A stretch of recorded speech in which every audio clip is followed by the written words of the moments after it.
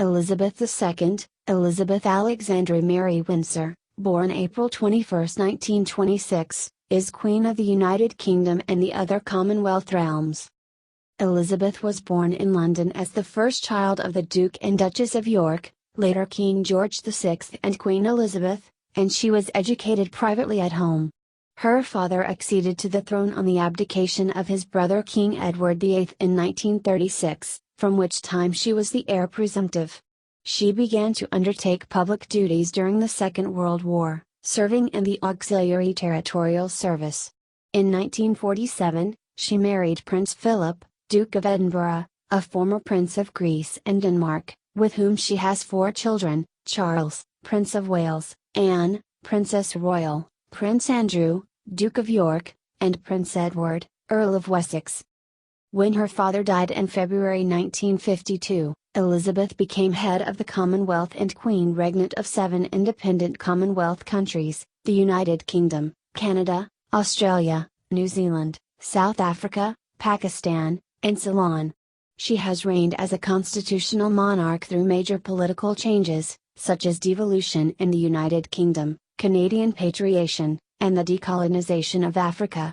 Between 1956 and 1992, the number of her realms varied as territories gained independence, and as realms, including South Africa, Pakistan, and Ceylon, renamed Sri Lanka, became republics. Her many historic visits and meetings include a state visit to the Republic of Ireland and visits to or from 5 popes.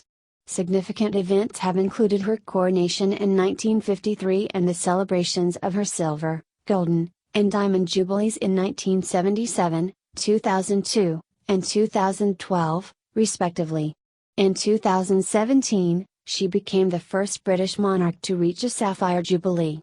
She is the longest-lived and longest-reigning British monarch, as well as the world's longest-serving female head of state, oldest living monarch, longest-reigning current monarch, and the oldest and longest-serving current head of state. Elizabeth has occasionally faced Republican sentiments and press criticism of the royal family, in particular after the breakdown of her children's marriages, her annus horribilis in 1992 and the death in 1997 of her former daughter-in-law Diana, Princess of Wales. However, in the United Kingdom, support for the monarchy has been and remains consistently high, as does her personal popularity. Early life. Elizabeth was born at 2:40 GMT, on April 21, 1926, during the reign of her paternal grandfather, King George V. Her father, the Duke of York, later King George VI, was the second son of the king. Her mother, the Duchess of York, later Queen Elizabeth the Queen Mother, was the youngest daughter of Scottish aristocrat the Earl of Strathmore and Cairn. She was delivered by caesarean section at her maternal grandfather's London house, 17 Bruton Street, Mayfair. She was baptized by the Anglican Archbishop of York, Cosmo Gordon Lang, in the private chapel of Buckingham Palace on 29 May, and named Elizabeth after her mother, Alexandra after George V's mother, who had died 6 months earlier, and Mary after her paternal grandmother. Called Lilibet by her close family, based on what she called herself at first, she was cherished by her grandfather George V, and during his serious illness in 1929 her regular visits were credited in the popular press and by later biographers with raising his spirits and aiding his recovery. Elizabeth's only sibling, Princess Margaret, was born in 1930. The 2 princesses were educated at home under the supervision of their mother and their governess, Marian Crawford. Lessons concentrated on history, language, literature, and music. Crawford published a biography of Elizabeth in Margaret's childhood years entitled The Little Princesses in 1950, much to the dismay of the royal family. The book describes Elizabeth's love of horses and dogs, her orderliness, and her attitude of responsibility. Others echoed such observations. Winston Churchill described Elizabeth when she was 2 as a character. She has an air of authority and reflectiveness astonishing in an infant. Her cousin Margaret Rhodes described her as a jolly little girl, but fundamentally sensible and well-behaved. Heir presumptive. During her grandfather's reign, Elizabeth was third in the line of succession to the British throne, behind her uncle Edward and her father. Although her birth generated public interest, she was not expected to become queen, as Edward was still young, and likely to marry and have children of his own, who would precede Elizabeth in the line of succession. When her grandfather died in 1936 and her uncle succeeded as Edward VIII, she became second in line to the throne, after her father. Later that year, Edward abdicated, after his proposed marriage to divorced socialite Wallis Simpson provoked a constitutional crisis. Consequently, Elizabeth's father became king, and she became heir presumptive. If her parents had had a later son, he would have been heir apparent and above her in the line of succession, which was determined by male preference primogeniture. Elizabeth received private tuition in constitutional history from Henry Martin, vice provost of Eton College, and learned French from a succession of native-speaking governesses. A Girl Guides Company, the first Buckingham Palace company, was formed specifically so she could socialize with girls her own age. Later, she was enrolled as a Sea Ranger. In 1939, Elizabeth's parents toured Canada and the United States. As in 1927, when they had toured Australia and New Zealand, Elizabeth remained in Britain, since her father thought her too young to undertake public tours. She looked tearful as her parents departed. They corresponded regularly, and she and her parents made the first royal transatlantic telephone call on 18 May. Second World War. In September 1939, Britain entered the Second World War. Lord Hailsham suggested that Princesses Elizabeth and Margaret should be evacuated to Canada to avoid the frequent aerial bombing. This was rejected by their mother, who declared, "The children won't go without me. I won't leave without the king. And the king will never leave." The princesses stayed at Balmoral Castle, Scotland, until Christmas 1939, when they moved to Sandringham House, Norfolk. From February to May 1940, they lived at Royal Lodge, Windsor, until moving to Windsor Castle, where they lived for most of the next 5 years. At Windsor, the princesses staged pantomimes at Christmas in aid of the Queen's Wool Fund, which bought yarn to knit into military garments. In 1940, the 14-year-old Elizabeth made her first radio broadcast during the BBC's Children's Hour, addressing other children who had been evacuated from the cities. She stated, "We are trying to do all we can to help our gallant sailors, soldiers and airmen, and we are trying, too, to bear our share of the danger and sadness of war. We know, every one of us, that in the end all will be well." In 1943, Elizabeth undertook her first solo public appearance on a visit to the Grenadier Guards, of which she had been appointed colonel the previous year. As she approached her 18th birthday, Parliament changed the law so she could act as one of 5 councillors of state in the event of her father's incapacity or absence abroad, such as his visit to Italy in July 1944. In February 1945, she was appointed as an honorary second subaltern in the Auxiliary Territorial Service with the service number of 230,873. She trained as a driver and mechanic and was given the rank of honorary junior commander, female equivalent of captain at the time, 5 months later. At the end of the war in Europe, on Victory in Europe Day, Elizabeth and Margaret mingled anonymously with the celebratory crowds in the streets of London. Elizabeth later said in a rare interview, "We asked my parents if we could go out and see for ourselves. I remember we were terrified of being recognized. I remember lines of unknown people linking arms and walking down Whitehall, all of us just swept along on a tide of happiness and relief." During the war, plans were drawn up to quell Welsh nationalism by affiliating Elizabeth more closely with Wales. Proposals, such as appointing her Constable of Caernarfon Castle or a patron of Ardgobaith Cymru, the Welsh League of Youth, were abandoned for several reasons, including fear of associating Elizabeth with conscientious objectors in their at a time when Britain was at war. Welsh politicians suggested she be made Princess of Wales on her 18th birthday. Home Secretary Herbert Morrison supported the idea, but the king rejected it because he felt such a title belonged solely to the wife of a Prince of Wales, and the Prince of Wales had always been the heir apparent. In 1946, she was inducted into the Welsh Corps Seat of Bards at the National Eisteddfod of Wales.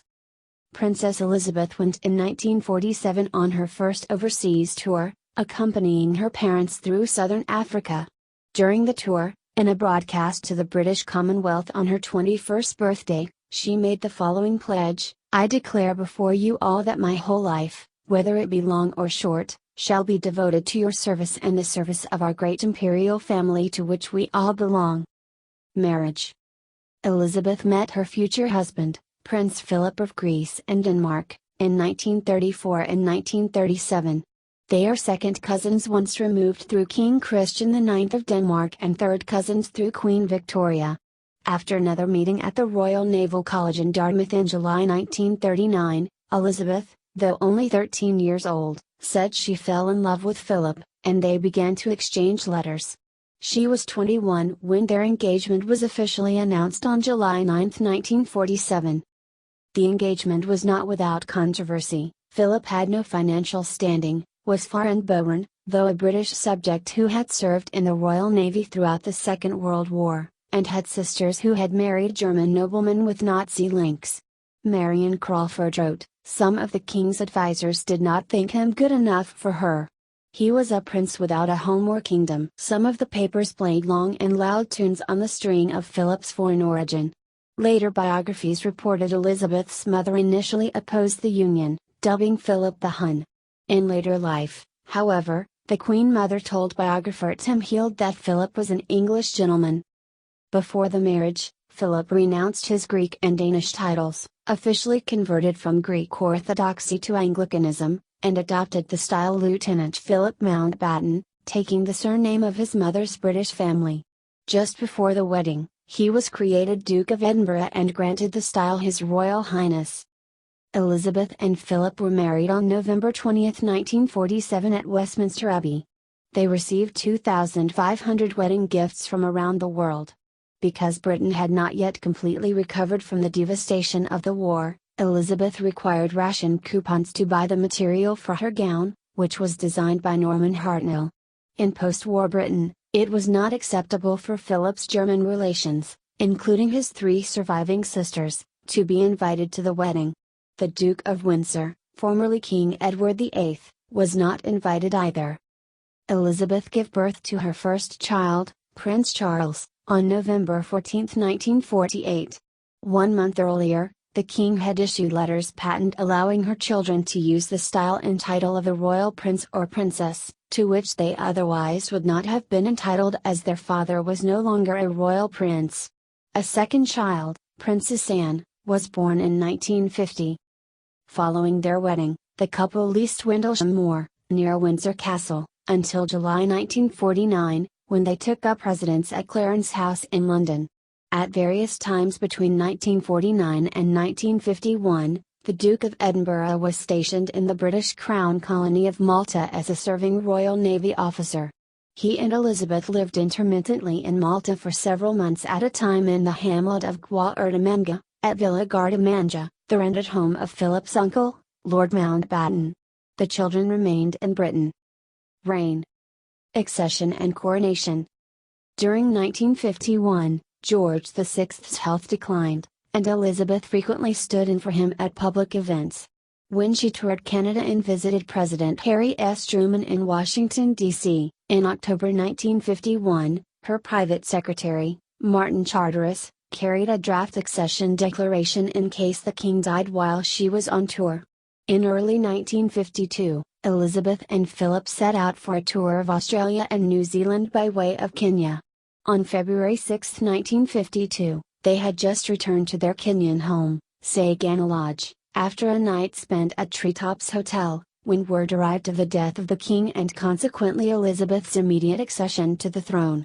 Philip broke the news to the new queen. Martin Charteris asked her to choose a regnal name. She chose to remain Elizabeth, of course. She was proclaimed queen throughout her realms and the royal party hastily returned to the United Kingdom. She and the Duke of Edinburgh moved into Buckingham Palace. With Elizabeth's succession, it seemed probable the royal house would bear the Duke of Edinburgh's name, in line with the custom of a wife taking her husband's surname on marriage. The Duke's uncle, Lord Mountbatten, advocated the name House of Mountbatten. Philip suggested House of Edinburgh, after his ducal title.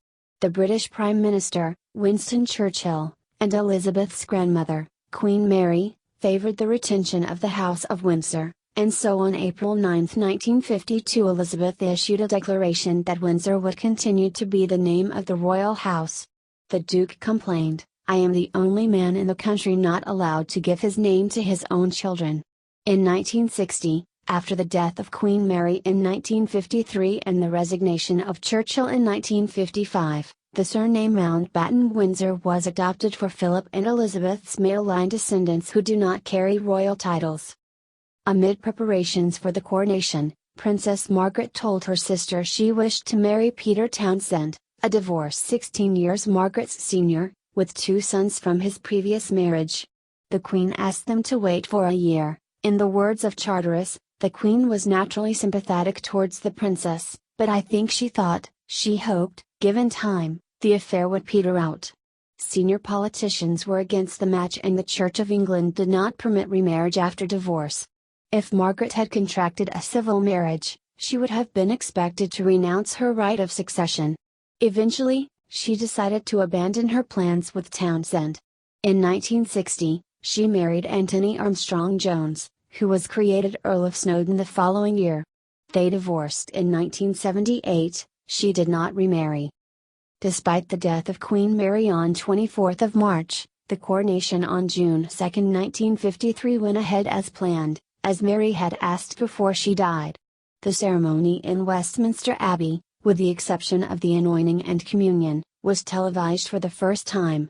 Elizabeth's coronation gown was embroidered on her instructions with the floral emblems of Commonwealth countries: English Tudor rose, Scots thistle, Welsh leek, Irish shamrock, Australian wattle, Canadian maple leaf, New Zealand silver fern, South African prota, lotus flowers for India and Ceylon, and Pakistan's wheat, cotton, and jute. Continuing evolution of the Commonwealth. From Elizabeth's birth onwards, the British Empire continued its transformation into the Commonwealth of Nations. By the time of her accession in 1952, her role as head of multiple independent states was already established. In 1953, the Queen and her husband embarked on a 7-month round-the-world tour, visiting 13 countries and covering more than 40,000 miles by land, sea and air. She became the first reigning monarch of Australia and New Zealand to visit those nations. During the tour, crowds were immense. 3/4 of the population of Australia were estimated to have seen her. Throughout her reign, the Queen has made hundreds of state visits to other countries and tours of the Commonwealth. She is the most widely traveled head of state. In 1956, the British and French Prime Ministers, Sir Anthony Eden and Guy Mollet, discussed the possibility of France joining the Commonwealth. The proposal was never accepted, and the following year France signed the Treaty of Rome, which established the European Economic Community, the precursor to the European Union. In November 1956, Britain and France invaded Egypt in an ultimately unsuccessful attempt to capture the Suez Canal. Lord Mountbatten claimed the Queen was opposed to the invasion, though Eden denied it. Eden resigned 2 months later. The absence of a formal mechanism within the Conservative Party for choosing a leader meant that, following Eden's resignation, it fell to the Queen to decide whom to commission to form a government. Eden recommended she consult Lord Salisbury, the Lord President of the Council. Lord Salisbury and Lord Kilmure, the Lord Chancellor, consulted the British Cabinet, Churchill, and the chairman of the Backbench 1922 Committee, resulting in the Queen appointing the recommended candidate, Harold Macmillan. The Suez Crisis and the choice of Eden's successor led, in 1957, to the first major personal criticism of the Queen.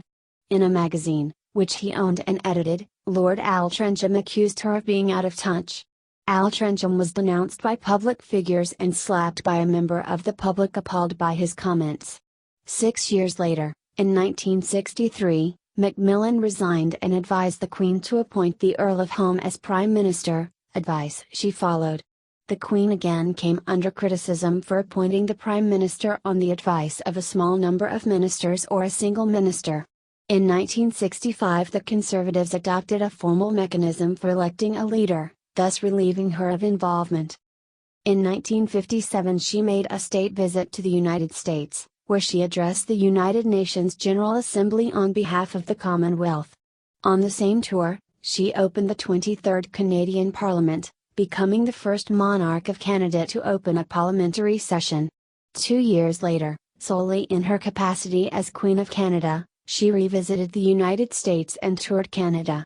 In 1961 she toured Cyprus, India, Pakistan, Nepal, and Iran. On a visit to Ghana the same year, she dismissed fears for her safety, even though her host, President Kwame Nkrumah, who had replaced her as head of state, was a target for assassins. Harold Macmillan wrote, "The Queen has been absolutely determined all through. She is impatient of the attitude towards her to treat her as a film star. She has indeed the heart and stomach of a man. She loves her duty and means to be a queen." Before her tour through parts of Quebec in 1964, the press reported extremists within the Quebec separatist movement were plotting Elizabeth's assassination. No attempt was made, but a riot did break out while she was in Montreal. The Queen's calmness and courage in the face of the violence was noted. Elizabeth's pregnancies with Princes Andrew and Edward, in 1959 and 1963, mark the only times she has not performed the state opening of the British Parliament during her reign. In addition to performing traditional ceremonies, she also instituted new practices. Her first royal walkabout, meeting ordinary members of the public, took place during a tour of Australia and New Zealand in 1970. Acceleration of decolonization. The 1960s and 1970s saw an acceleration in the decolonization of Africa and the Caribbean. Over 20 countries gained independence from Britain as part of a planned transition to self-government. In 1965, however, the Rhodesian Prime Minister, Ian Smith, in opposition to moves towards majority rule, unilaterally declared independence while expressing loyalty and devotion to Elizabeth. Although the Queen formally dismissed him, and the international community applied sanctions against Rhodesia, his regime survived for over a decade. As Britain's ties to its former empire weakened, the British government sought entry to the European Community, a goal it achieved in 1973. In February 1974, the British Prime Minister, Edward Heath, advised the Queen to call a general election in the middle of her tour of the Austronesian Pacific Rim, requiring her to fly back to Britain. The election resulted in a hung parliament. Heath's Conservatives were not the largest party, but could stay in office if they formed a coalition with the Liberals.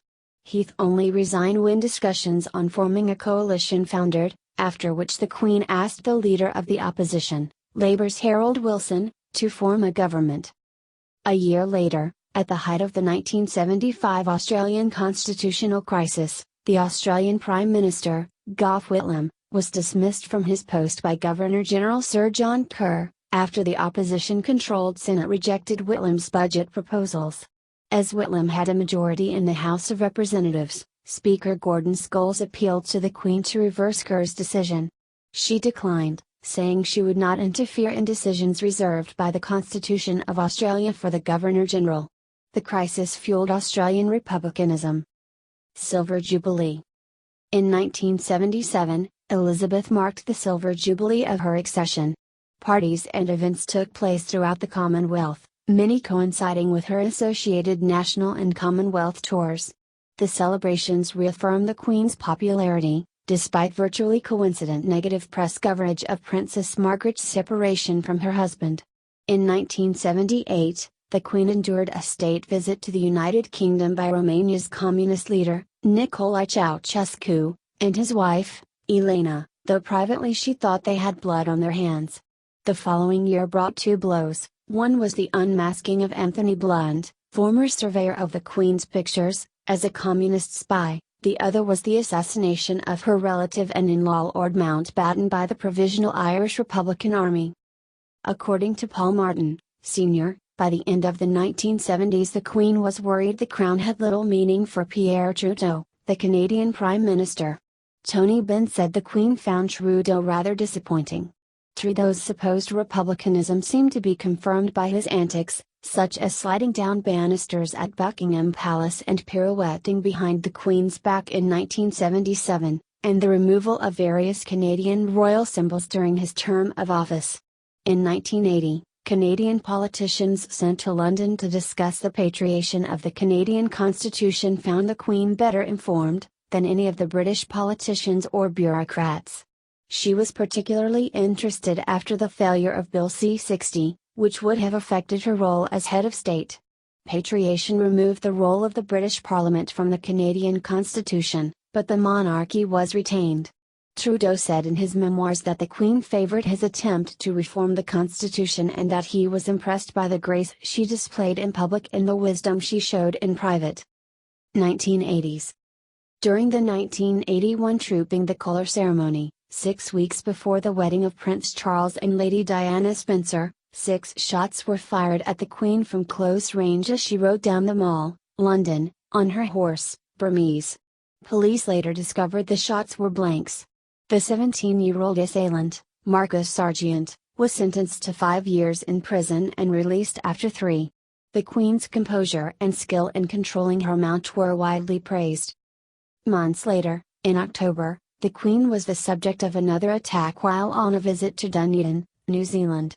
New Zealand Security Intelligence Service documents, declassified in 2018, revealed that 17-year-old Christopher John Lewis fired a shot with a .22 rifle from the 5th floor of a building overlooking the parade, but missed. Lewis was arrested, but never charged with attempted murder or treason, and sentenced to 3 years in jail for unlawful possession and discharge of a firearm. 2 years into his sentence, he attempted to escape a psychiatric hospital in order to assassinate Charles, who was visiting the country with Diana and their son Prince William. From April to September 1982, the Queen was anxious but proud of her son, Prince Andrew, who was serving with British forces during the Falklands War. On 9 July, she awoke in her bedroom at Buckingham Palace to find an intruder, Michael Fagan, in the room with her.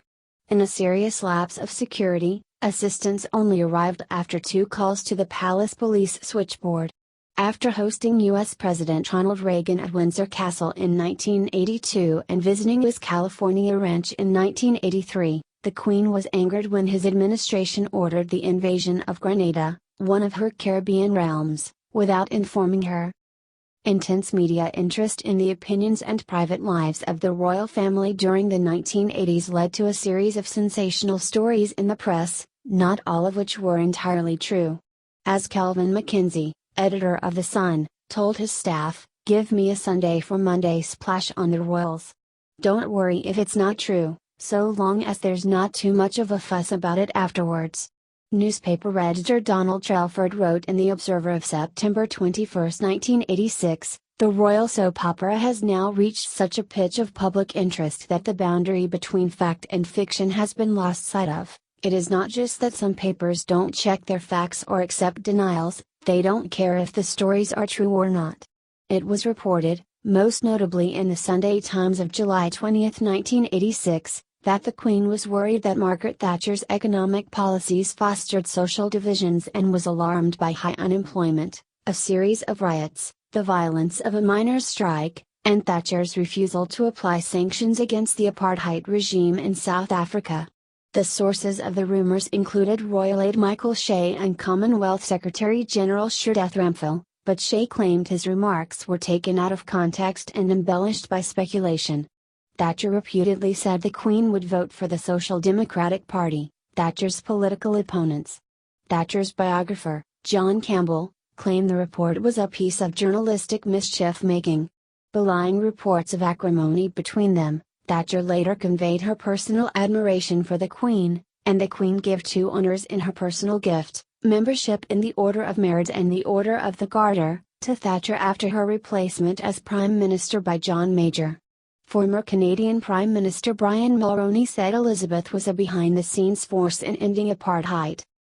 By the end of the 1980s, the Queen had become the target of satire. The involvement of younger members of the royal family in the charity game show It's a Royal Knockout in 1987 was ridiculed. In Canada, Elizabeth publicly supported politically divisive constitutional amendments, prompting criticism from opponents of the proposed changes, including Pierre Trudeau. The same year, the elected Fijian government was deposed in a military coup. As monarch of Fiji, Elizabeth supported the attempts of Governor-General Ratu Sarpanayagani to assert executive power and negotiate a settlement. Co-leader Sitiveni Rabuka opposed Gani law and declared Fiji a republic. 1990s. In 1991, in the wake of coalition victory in the Gulf War, the Queen became the first British monarch to address a joint meeting of the United States Congress. In a speech on November 24, 1992, to mark the 40th anniversary of her accession, Elizabeth called 1992 her annus horribilis, horrible year. Republican feeling in Britain had risen because of press estimates of the Queen's private wealth, which were contradicted by the palace, and reports of affairs and strained marriages among her extended family.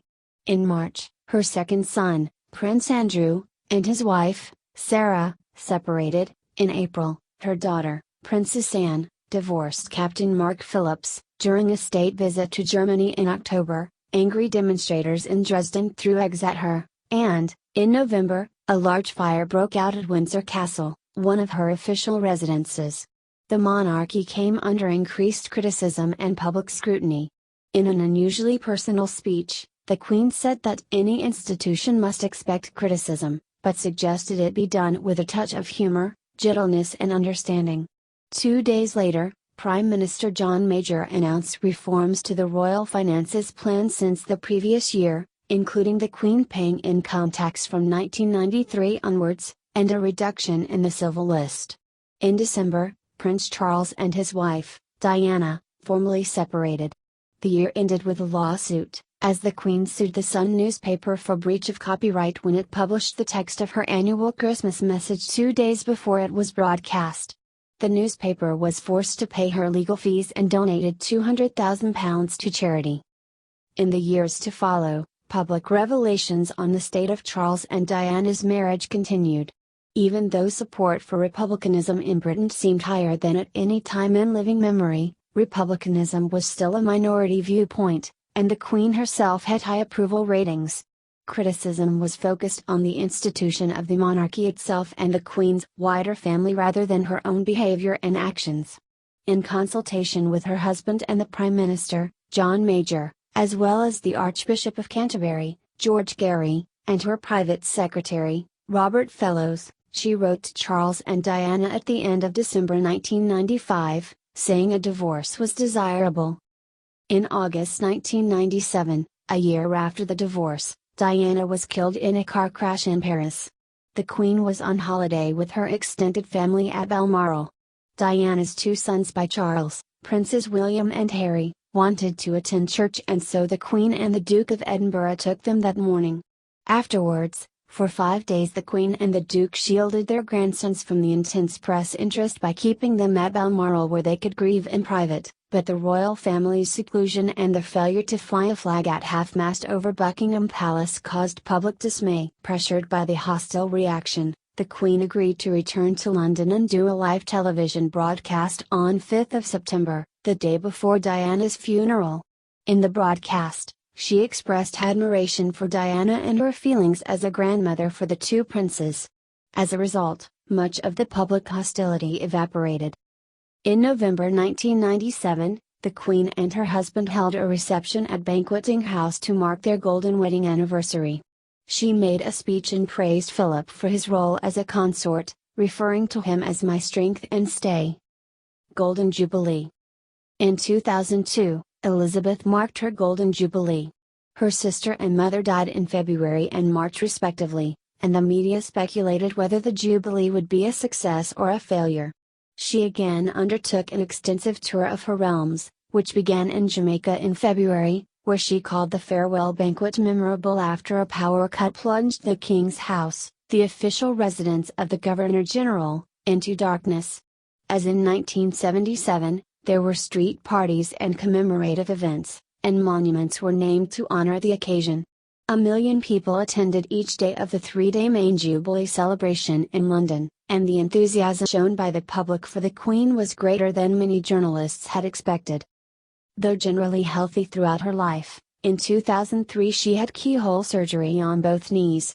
In October 2006, She missed the opening of the new Emirates Stadium because of a strained back muscle that had been troubling her since the summer.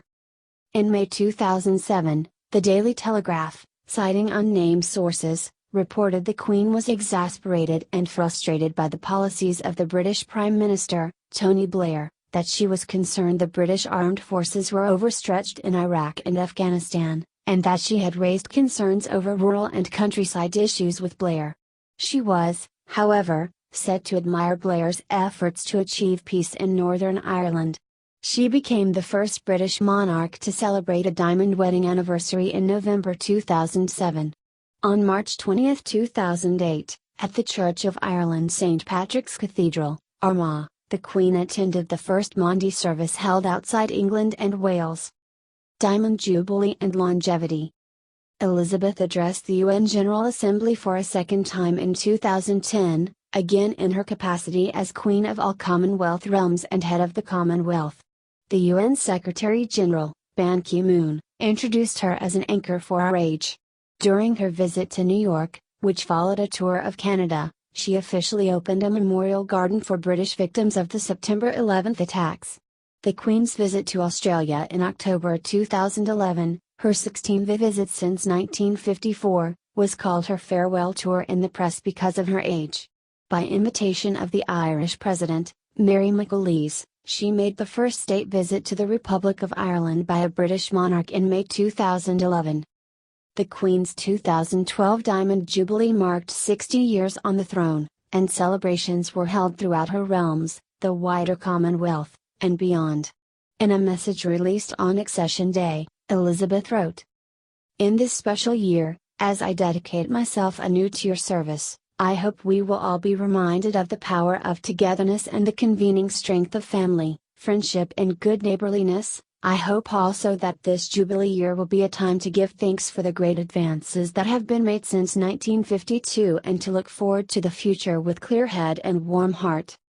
She and her husband undertook an extensive tour of the United Kingdom, while her children and grandchildren embarked on royal tours of other Commonwealth states on her behalf. On 4th of June, Jubilee beacons were lit around the world. In November, the Queen and her husband celebrated their blue sapphire wedding anniversary, 65th. On 18th of December, she became the first British sovereign to attend a peacetime cabinet meeting since George III in 1781. The Queen, who opened the 1976 Summer Olympics in Montreal, also opened the 2012 Summer Olympics and Paralympics in London, making her the first head of state to open two Olympic Games in two countries. For the London Olympics, she played herself in a short film as part of the opening ceremony, alongside Daniel Craig as James Bond. On April 4, 2013, she received an honorary BAFTA for her patronage of the film industry and was called the most memorable Bond girl yet at the award ceremony. On March 3, 2013, Elizabeth was admitted to King Edward VII's Hospital as a precaution after developing symptoms of gastroenteritis. She returned to Buckingham Palace the following day. A week later, she signed the new Charter of the Commonwealth. Because of her age and the need for her to limit traveling, in 2013 she chose not to attend the biennial Commonwealth Heads of Government meeting for the first time in 40 years. She was represented at the summit in Sri Lanka by Prince Charles. She had cataract surgery in May 2018. In March 2019, she opted to give up driving on public roads, largely as a consequence of a car crash involving her husband 2 months beforehand. The Queen surpassed her great-great-grandmother, Queen Victoria, to become the longest-lived British monarch on December 21, 2007, and the longest-reigning British monarch and longest-reigning Queen regnant and female head of state in the world on September 9, 2015. She is also the longest-reigning sovereign in Canada's modern era. Louis XIV of France reigned over the colony of Canada for longer than Elizabeth. She became the oldest current monarch after King Abdullah of Saudi Arabia died on January 23, 2015. She later became the longest-reigning current monarch and the longest-serving current head of state following the death of King Bhumibol of Thailand on October 13, 2016, and the oldest current head of state on the resignation of Robert Mugabe on November 21, 2017. On February 6, 2017, She became the first British monarch to commemorate a sapphire jubilee, and on 20th of November, she was the first British monarch to celebrate a platinum wedding anniversary. Prince Philip had retired from his official duties as the Queen's consort in August. On April 23, 2019, she became the oldest living monarch following the death of Jean, Grand Duke of Luxembourg.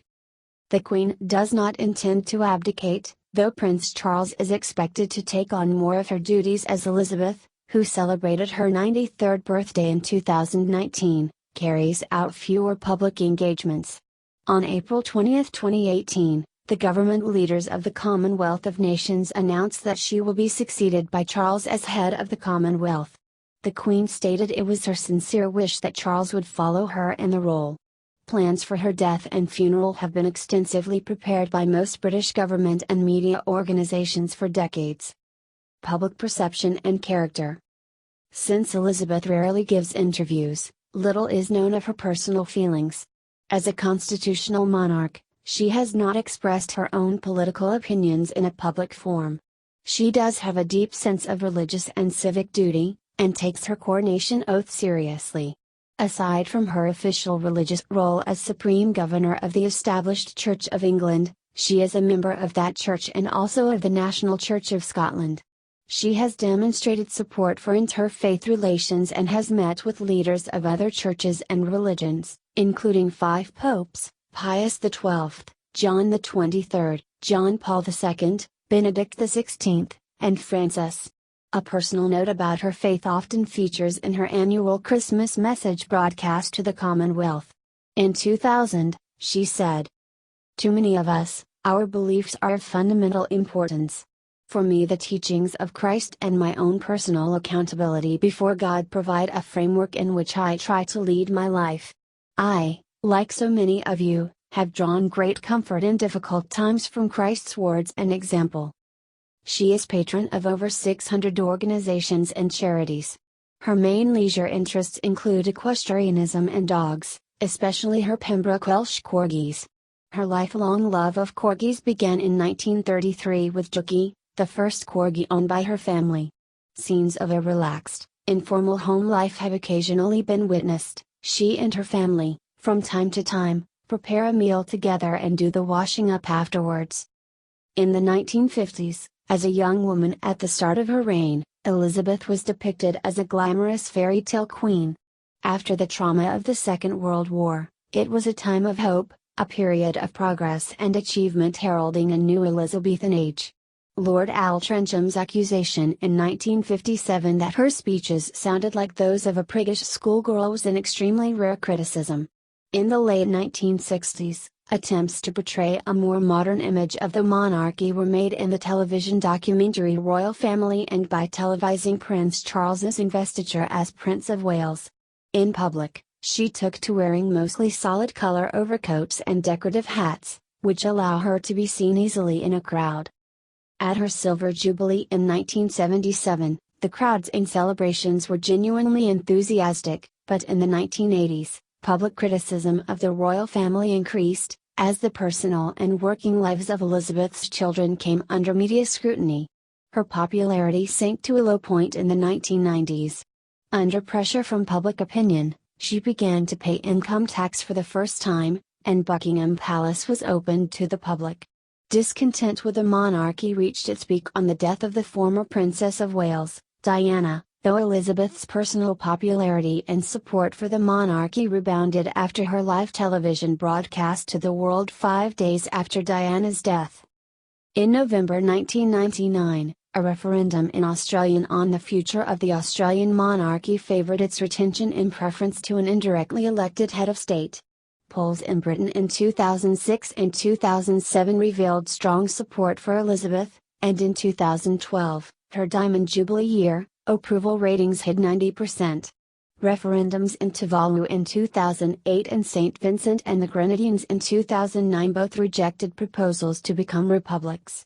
Elizabeth has been portrayed in a variety of media by many notable artists, including painters Pietro Annigoni, Peter Blake, Chinchuk Roy, Terence Cuneo, Lucian Freud, Rolf Harris, Damien Hirst, Juliette Pennant, and Tyshawn Sirenberg. Notable photographers of Elizabeth have included Cecil Beaton, Yosef Karsh, Annie Leibovitz, Lauren Litchfield, Terry O'Neill, John Swall, and Dorothy Rilding. The first official portrait of Elizabeth was taken by Marcus Adams in 1926. Finances. Elizabeth's personal fortune has been the subject of speculation for many years. In 1971, Jock Colville, her former private secretary and a director of her bank, Coutts, estimated her wealth at £2 million, equivalent to about £28 million in 2018. In 1993, Buckingham Palace called estimates of £100 million grossly overstated. In 2002, she inherited an estate worth an estimated £70 million from her mother. The Sunday Times Rich List 2017 estimated her personal wealth at £360 million, making her the 329th richest person in the UK. The Royal Collection, which includes thousands of historic works of art and the British Crown jewels, is not owned by the Queen personally but is held in trust, as are her official residences, such as Buckingham Palace and Windsor Castle, and the Duchy of Lancaster, a property portfolio valued at £472 million in 2015. Sandringham House and Balmoral Castle are personally owned by the Queen. The British Crown Estate, with holdings of £12 billion in 2016, is held in trust and cannot be sold or owned by her in a personal capacity. Titles, styles, honors and arms. Titles and styles. April 21, 1926, December 11, 1936, Her Royal Highness Princess Elizabeth of York. December 11, 1936, November 20, 1947, Her Royal Highness the Princess Elizabeth. November 20, 1947, February 6, 1952, Her Royal Highness the Princess Elizabeth, Duchess of Edinburgh. Since February 6, 1952, Her Majesty the Queen. Elizabeth has held many titles and honorary military positions throughout the Commonwealth, is sovereign of many orders in her own countries, and has received honors and awards from around the world. In each of her realms she has a distinct title that follows a similar formula: Queen of Jamaica and her other realms and territories in Jamaica, Queen of Australia and her other realms and territories in Australia, etc. In the Channel Islands and Isle of Man, which are crown dependencies rather than separate realms, she is known as Duke of Normandy and Lord of Man, respectively. Additional styles include Defender of the Faith and Duke of Lancaster. When in conversation with the Queen, the practice is to initially address her as Your Majesty and thereafter as Ma'am. Arms. From April 21, 1944 until her accession, Elizabeth's arms consisted of a lozenge bearing the Royal Coat of Arms of the United Kingdom differenced with a label of 3-point Sergeant, the center point bearing a Tudor rose and the first and third a cross of St. George. Upon her accession, she inherited the various arms her father held as sovereign. The Queen also possesses royal standards and personal flags for use in the United Kingdom, Canada, Australia, New Zealand, Jamaica, Barbados, and elsewhere. Issue. Ancestry. See also: Household of Queen Elizabeth II.